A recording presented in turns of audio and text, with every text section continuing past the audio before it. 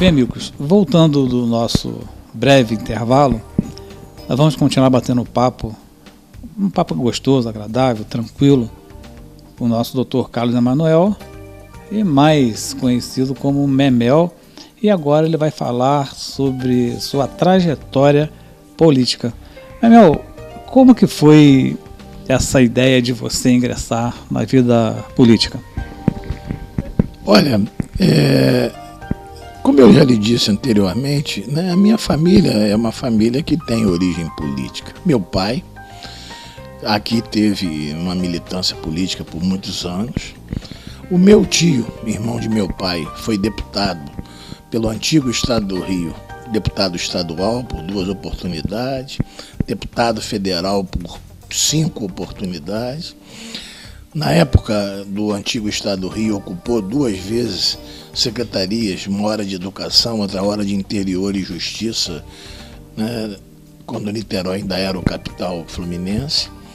Então eu cresci num berço político, eu vivi num berço político. Eu acho que era uma veia política que estava adormecida. E em algum momento ela despertou. E a coisa que mais me deu prazer de entrar na política foi quando essa primeira oportunidade de participar da vida política do meu município, a primeira coisa que fiz quando fui consultado foi submeter isso à minha esposa e aos meus filhos. Né? Até porque a política ela traz, né, a ausência de casa. Você tem um tempo corrido. A sua casa, né, passa a receber um quantitativo de pessoas que vêm, né, em busca, né, de conversa, de algum tipo de diálogo político. Você passa a não ter mais aquela privacidade de um não político. Então eu tinha que submeter isso à minha família. E para minha alegria, para minha surpresa, eu tive a aprovação unânime, tanto da minha esposa como dos meus 3 filhos. E mais do que isso, mergulharam profundamente nesse projeto de me ajudarem nessa caminhada para que eu atingisse esse objetivo, que seria um dia ser prefeito da minha cidade, honra maior que eu poderia ter e tive. Em 2003, eu estava em meu consultório, fui procurado pelo então prefeito à época, Odir Ribeiro, a quem eu rendo minhas homenagens, uma pessoa que eu, né, entrei na política por intermédio dele, tenho o maior carinho por ele. Infelizmente nos transformamos em adversários políticos, mas não inimigos. E ele é quem me fez a primeira convite para que eu ingressasse na vida pública. Naquela oportunidade nós não logramos o êxito de nos eleger. Mas para quem não tinha uma participação política, né, efetiva, 3.700 votos foi um quantitativo muito grande em Carmo naquele período de cerca de 10 anos atrás. E qual era o colégio eleitoral naquele período? Em torno de mais ou menos 10 mil eleitores. Né? Então nós obtivemos quase 40% dos votos do município, foram 37% dos votos. Isso nos credenciou para que pudéssemos, né, aspirar, continuar na vida pública. E tivemos a oportunidade de manter o mesmo grupo político, que aliás é o mesmo grupo político que caminha junto até os dias atuais. Tenho, né, a fidelidade, a cumplicidade, a solidariedade de todo o grupo político ao longo de todos esses anos. E com essa votação que obtivemos, isso nos deixou credenciado para o próximo pleito eleitoral. Lógico que isso não era uma obsessão, mas trabalhamos com o objetivo de tornar viável o nosso nome. Fizemos, né, uma campanha limpa, uma campanha saudável, sem agressão, uma campanha, né, bastante transparente. Pelo contrário, fomos vítimas até de muita agressão, vítimas de muita ameaça. Houve momentos extremamente conflitantes em Carmo, que chegou-se a temer até pela integridade física das nossas militâncias, mas graças a Deus tudo isso terminou bem. E, por vontade de Deus e do povo do Carmo, nós objetivamos, né, a vitória com 6.305 votos, a quem, né, eu agradeço aqui de público, a população que me conferiu essa votação, que acreditou, que apostou na minha pessoa, e eu pude ter um mandato de 4 anos. Acho que fiz o que pude. E aquilo que não pude, eu tentei e continuo tentando, mesmo não tendo hoje mandato, continuo buscando trazer algum tipo de melhoria para o meu município, mantendo contato com os deputados estaduais, federais que eu apoio, que eu apoiei, e é através deles é que eu consigo fazer pedidos, fazer pleitos, para que a gente possa estar sempre trazendo melhorias para o município de Carmo. Quer dizer que o senhor, mesmo estando fora do governo, o senhor continua trabalhando junto aos seus deputados, buscando recursos aqui para a cidade do Carmo? Com certeza, com certeza.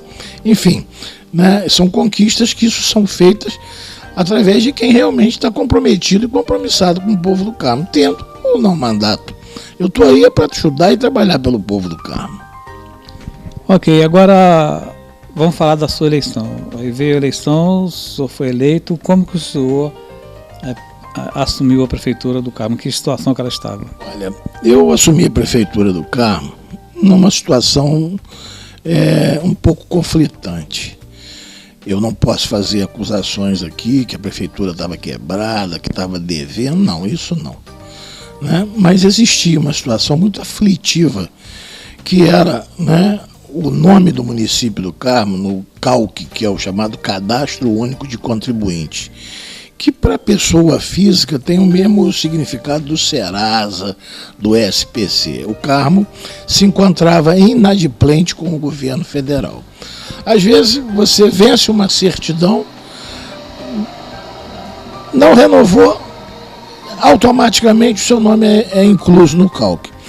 Com essa inclusão, nenhum tipo de recurso vem para a cidade? Nenhum tipo de recurso, tanto que o Carmo ficou ao longo desses anos que nos antecedeu sem poder receber recursos públicos para que se tornasse viável alguma obra pública, tanto ela da esfera estadual quanto da esfera federal.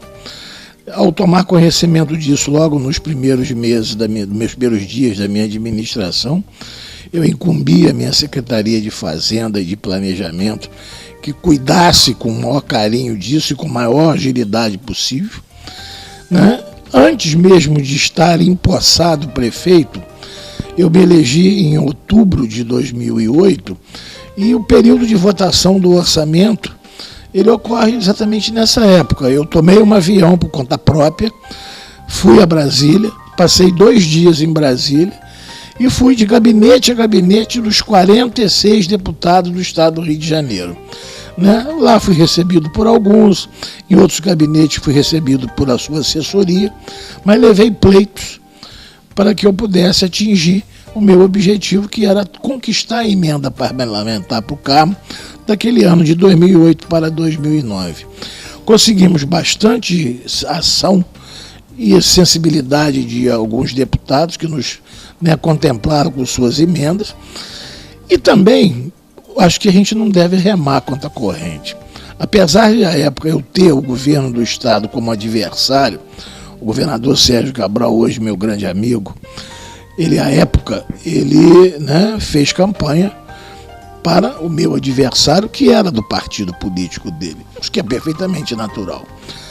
Mas em política a gente não pode, quando os 2 homens públicos se desentendem, quem perde é o povo. Eu venci qualquer tipo de resistência e vaidade, e na primeira oportunidade que tive, pedi uma audiência ao governador do estado, coloquei para ele as necessidades do meu município.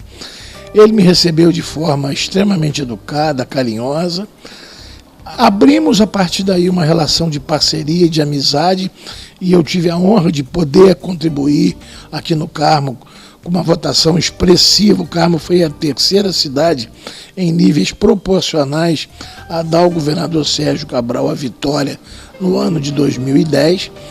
E ele também contemplou o município do Carmo com mais de 4,5 milhões, quase 5 milhões de recursos do programa Somando Força, onde nós pudemos contemplar os diversos bairros aqui da cidade.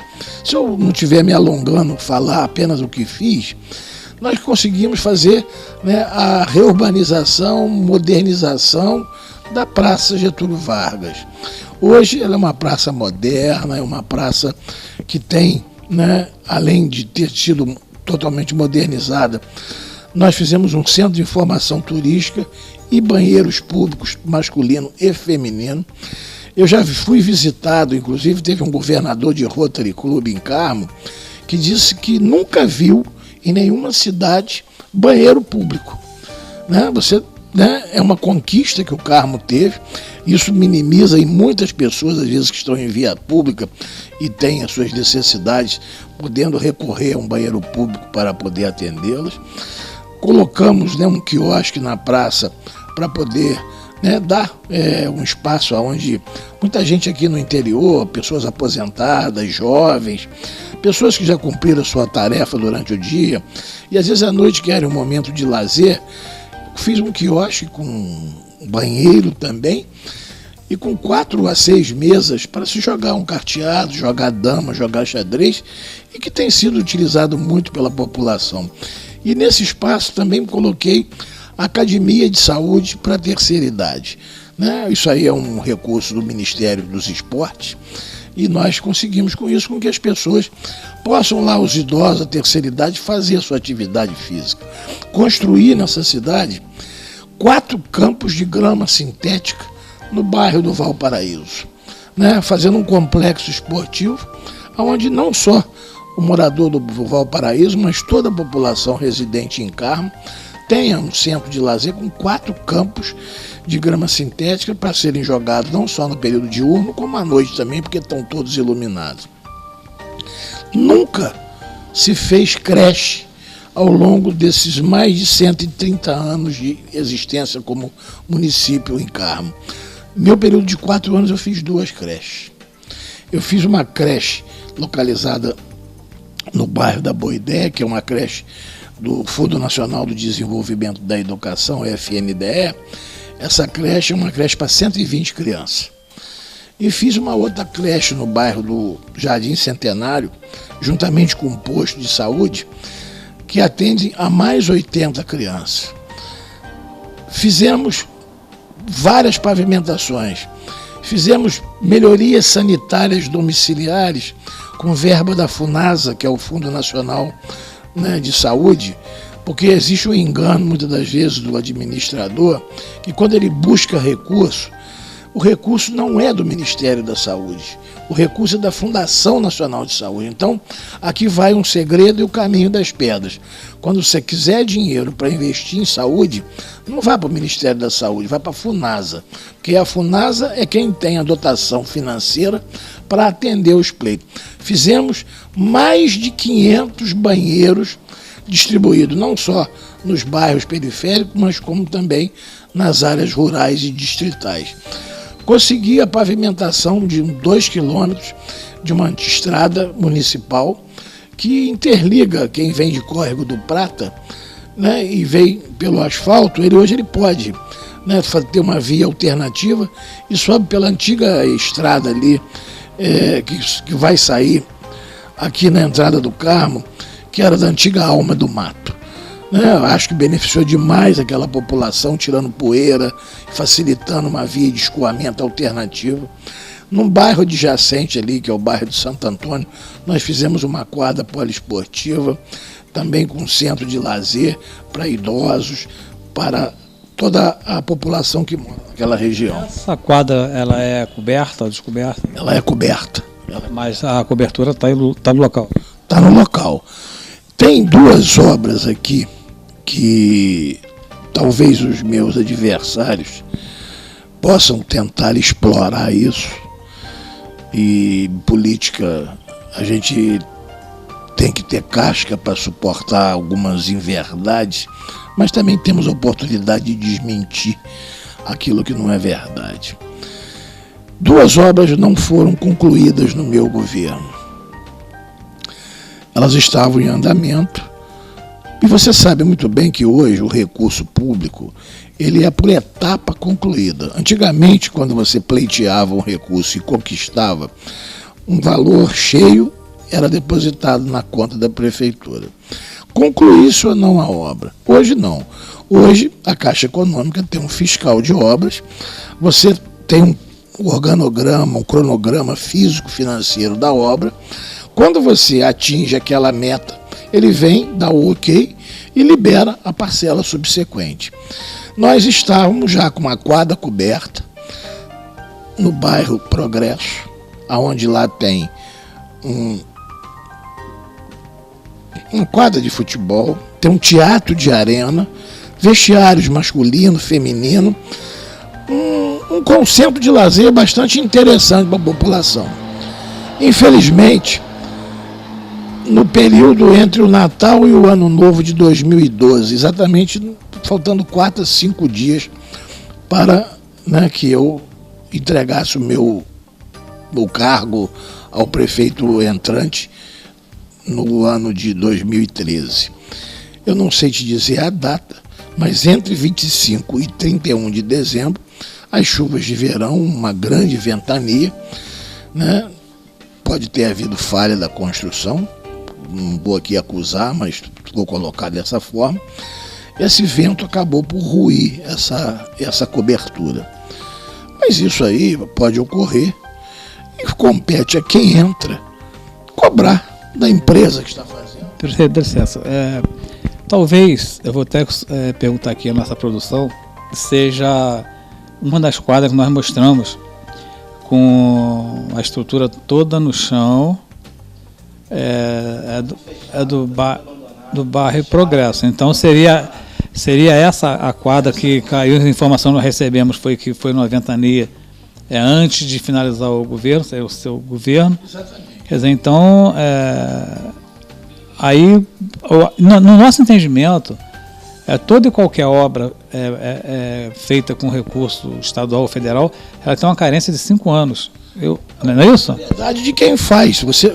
Até mesmo uma residência, se você conquista um financiamento habitacional, o agente financeiro que financiou, existe uma cláusula contratual que o construtor daquela obra ele tem que dar uma garantia de no mínimo 5 anos, né, para qualquer tipo de ou abalo de estrutura, né, a fundação cedeu, e o que for. Compete a quem administra. Eu não poderia fazer mais nada. Primeiro porque era um interstício entre o Natal e o Ano Novo, quando as repartições públicas estão praticamente fechadas. Você não consegue tornar, né, nada produtivo nesse sentido.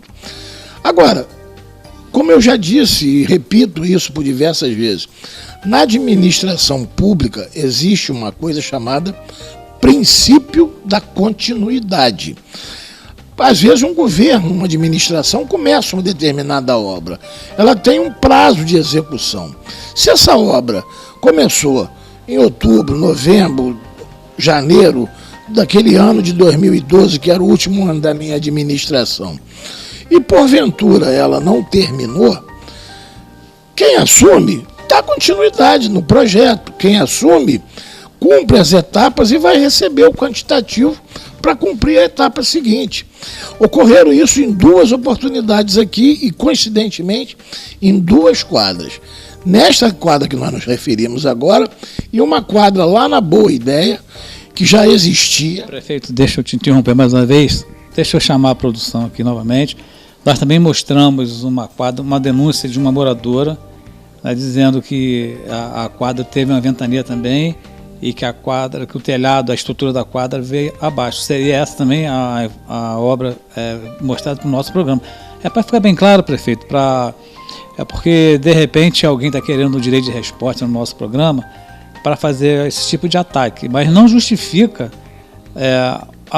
acontecer alguma coisa no governo que estava prestes a sair e você deixar as coisas como estão e você tendo 5 anos de carência para ficar fazendo, talvez, né, não vou aqui afirmar, no período certo, picuinhas políticas com a situação. E a gente aqui não vai permitir essas coisas, entendeu? Até porque realmente a gente entende que no período de 5 a 10 dias de final do ano, em final de mandato, não tem como fazer nada realmente. Então nós mostramos as 2 quadras, né, que foram feitas no governo passado e as estruturas vieram abaixo.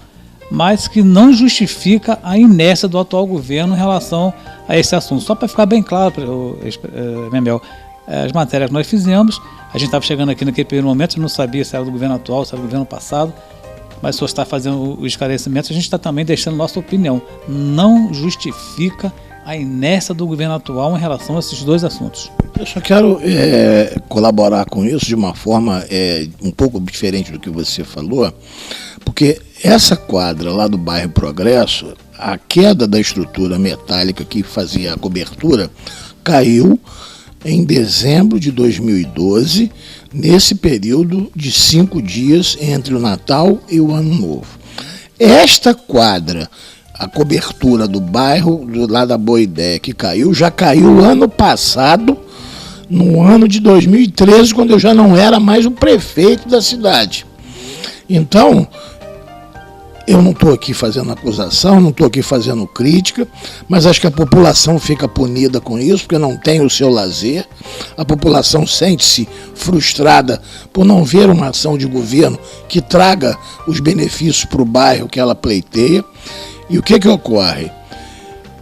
Esta quadra, a cobertura também caiu por um acidente natural, que foi uma ventania muito forte. Todo mundo no Carmo é testemunha disso. Vários locais foram destelhados. Aqui mesmo na minha casa foi destelhado. Aqui na minha área de serviço, a minha janela, que é presa como é essa janela da minha sala aqui, o vento entrou de forma que conseguiu arrancar essa janela aqui. Mas essa quadra caiu ano passado. Caiu no meados do ano de 2013, quer dizer, eu nem prefeito mais eu era. Eu posso responder pelaquela de 2012, mas com essa justificativa. Um período em que nada poderia ser feito em virtude do conflito da data, mas compete a quem administra dar continuidade à obra. Isso não é culpa minha, nem é culpa de quem entrou. Agora, se também nada fizer, aí sim, passa a ser conivente com a omissão do próprio empresário que não deu conclusão à obra para a qual ele venceu o processo licitatório. Lá mesmo naquela região, nós conseguimos fazer uma sede do CRAS, que foi uma emenda parlamentar de um deputado chamado Marcelo Itagiba, que hoje nem é mais deputado, nos destinou 300 mil para fazer o CRAS lá em cima, num bairro da Boa Ideia. Está parada essa obra. É princípio de continuidade. Para você ter uma ideia, ele trabalhou no meu governo como um excelente profissional, ele trabalha também no governo atual, porque ele vende o serviço profissional dele. Tem um rapaz que se especializou muito em fazer projeto e levantar recursos do SICONV, que é o sistema de convênio do governo federal. Quando nós assumimos o município do Carmo, a superintendência da Caixa Econômica para Carmo, em Volta Redonda. Carmo não tem uma agência da Caixa Econômica Federal. Então os recursos vêm para Volta Redonda e vêm a seguir para Sapucaia, que é a agência mais próxima de Carmo. Carmo era a última cidade em captação de recursos nessa região do Médio Paraíba, envolvendo cidades até de porte maior, como Volta Redonda, Barra Mansa, Três Rios, Vassouras, Valença. Quando nós terminamos o nosso mandato, Carmo era o primeiro lugar na região do Médio Paraíba em captação de recursos do governo federal. Quem pode dar esta palavra para você, se você quiser o procurar, e ele vai confirmar isso, chama-se Rogério Zucchelli. Esse rapaz foi trabalhador do meu governo, foi um excelente funcionário, foi um excelente captador de recursos para o município. Seu valor foi tão reconhecido que o atual governo o contratou. Então, ele é o testemunho vivo desse momento. O que foi captado durante os 4 anos em que nós exercemos o mandato e o que está sendo captado nos dias atuais. Então, é muito simples, é só você dar princípio de continuidade às obras públicas, que elas virão. Você vê aí os postos de saúde no município. Perfeito, é isso aí que a gente ia entrar nesse tópico dos postos de saúde. A gente ficou assim, tremendamente, não vou dizer assustado, mas ficou surpreso com a quantidade de obras que a gente percebeu paradas sem o princípio da continuidade. obras importantes. Parece que são 2 postos de saúde, um, se eu não me engano, é de uma clínica também do médico de família. As casas populares para 60 famílias em área de risco que ficaram paralisadas 1 ano e meio mais ou menos, e agora retomaram lá as construções, mas de modo muito vagaroso. A gente não acredita que essas obras vão ser entregues dentro do prazo, que, se eu não me engano, falaram em novembro, mas aguarda um pouquinho, nós vamos voltar já já, batendo um papo gostoso com o nosso amigo Memel.